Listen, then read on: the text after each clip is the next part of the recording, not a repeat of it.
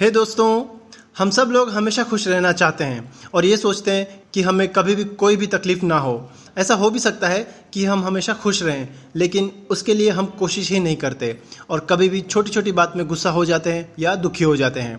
तो अगर आप जानना चाहते हैं कि हम हमेशा खुश कैसे रह सकते हैं तो इस वीडियो को अंत तक जरूर देखें, जिससे आपको ये समझ में आ जाएगा कि हमेशा खुश रहना कितना आसान है।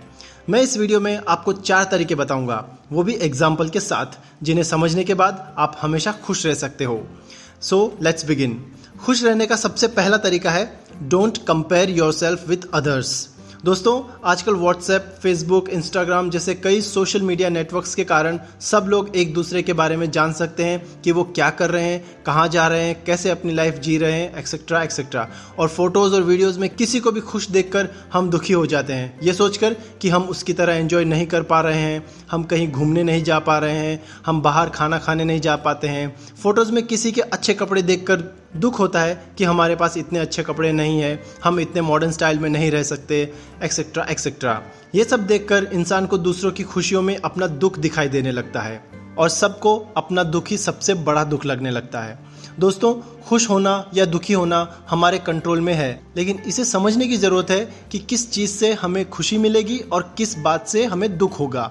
अगर हम इस बात को समझ लेंगे कि हमारी लाइफ अलग है और अच्छी है और दूसरों की लाइफ से अपनी लाइफ की तुलना नहीं करते हैं, तो हमारी लाइफ बहुत आसान हो जाएगी और हम हमेशा खुश रह सकेंगे। लेकिन ज़्यादातर लोग इस बात को समझ ही नहीं पाते हैं। ऐसे ही हम दूसरों से और भी कई तुलना करते हैं। जैसे कोई हमसे ज़्यादा हैंडसम हो तो हमें लगता है कि यार वो कितना हैंडसम है, काश मैं भी उसके जितना हैंडसम होता। यार वो कितने पैसे वाले हैं, काश मेरे पास भी इतने पैसे होते। उसका घर कितना बड़ा और सुंदर है, काश मेरा घर भी इतना अच्छा होता। उसको कितनी अच्छी जॉब मिल गई, मुझे नहीं मिली। उसकी वाइफ कितनी सुंदर है, एक्सेट्रा एक्सेट्रा। मतलब आप सिर्फ लोगों पे ध्यान दे रहे हो, आप अपने टैलेंट और अपनी सिचुएशन के हिसाब से नहीं सोचते हो। आप अपनी किसी भी बात या सिचुएशन में पॉजिटिव देख ही नहीं पाते हो और दूसरों की खुशियाँ या तरक्की को देखकर हम मन ही मन दुखी होते रहते हैं। लेकिन अगर आप खुश रहना चाहते हैं तो आपको इन सभी बातों में अपने लिए पॉजिटिव देखना होगा। जैसे कोई हमसे ज़्यादा हैंडसम है तो जरूरी नहीं कि वो खुश होगा, लेकिन आप खुश हो सकते हो। अगर कोई हमसे ज़्यादा पैसे वाला है तो भी ज़रूरी नहीं है कि वो अपनी लाइफ से खुश होगा, लेकिन आप अपनी लाइफ से खुश रह सकते हो। किसी का बहुत बड़ा या अच्छा घर होने से ज़रूरी नहीं कि उसके घर में खुशियाँ होगी, लेकिन आपके घर में पूरी सुख शांति और खुशियाँ हो, ऐसा हो सकता है। किसी को बड़ी जॉब मिली, उसका मतलब ये नहीं कि वो उसकी जॉब से खुश होगा। उससे भी कई तरह के टेंशन हो सकते हैं। जॉब करना उसकी मजबूरी भी हो सकती है। किसी की वाइफ सुंदर हो तो उसका मतलब ये नहीं कि उसकी वाइफ समझदार या सुशील होगी। हो सकता है वो गुस्से वाली हो और अपने परिवार का बिल्कुल भी ध्यान ना रखती हो, लेकिन आपकी वाइफ आपका घर संभालती है, बच्चों को संभालती है, पूरी फैमिली को संभालती है, जो आपके लिए बहुत खुशी की बात होनी चाहिए। हो सकता है कि आपके पास बाहर घूमने जाने के लिए पैसे नहीं है, लेकिन आप फिर भी अपनी फैमिली के साथ खुश रह सकते हो, क्योंकि ये कहीं नहीं लिखा है कि बाहर घूम के आने वाले लोग बहुत खुश होते हैं।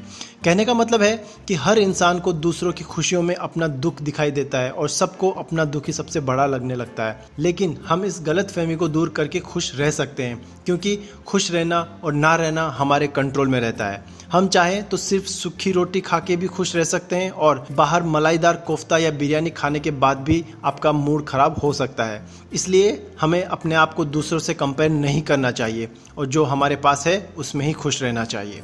खुश रहने का दूसरा तरीका है stay away from negative people.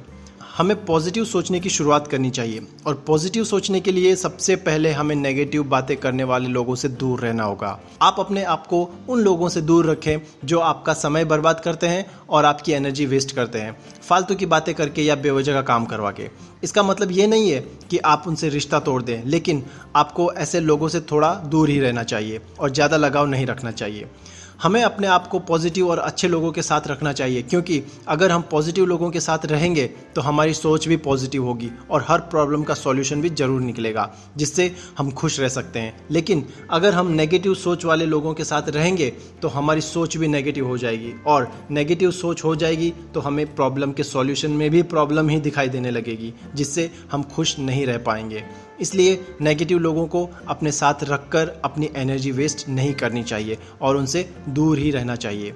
आपके दोस्त और साथी कैसे हैं, इससे आपका स्वभाव और चरित्र के बारे में पता चलता है। इसलिए आपको अच्छे लोगों को ही अपना दोस्त बनाना चाहिए, क्योंकि नेगेटिव माइंडसेट वाले लोगों के साथ रहकर हम पॉजिटिव एटीट्यूड यानी सकारात्मक रवैया नहीं रख सकते। और इसलिए हमें हमारी ज़िंदगी में ऐसे लोगों के साथ रहना चाहिए जो हमें खुशी देते हैं, जिनमें से पॉजिटिविटी आती हो, जो हमारे अंदर भरोसा जताते हैं, खुद के साथ साथ हमारा भी भला सोचते हो और जो हमें दिल से अपना समझते हो। खुश रहने का तीसरा तरीका है बिलीव इन योरसेल्फ।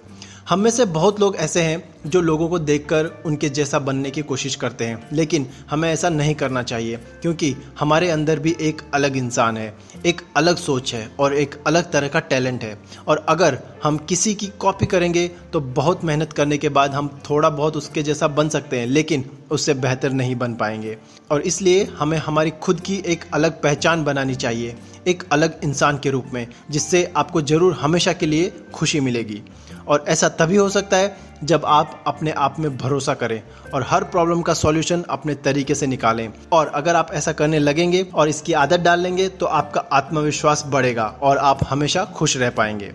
खुश रहने का चौथा तरीका है Whatever happens, happens for the good। कभी कभी हमें लगता है कि जो हुआ अच्छा नहीं हुआ, बहुत गलत हुआ, और उसको सोच सोच कर हम दुखी होते रहते हैं। हम उस बात को भूलने की कोशिश करते रहते हैं। हमें उन बातों को भूलने की कोशिश नहीं करनी चाहिए, क्योंकि अगर हम उन्हें भूलने के बारे में सोचेंगे तो वो बातें हमें और ज़्यादा याद आएंगी।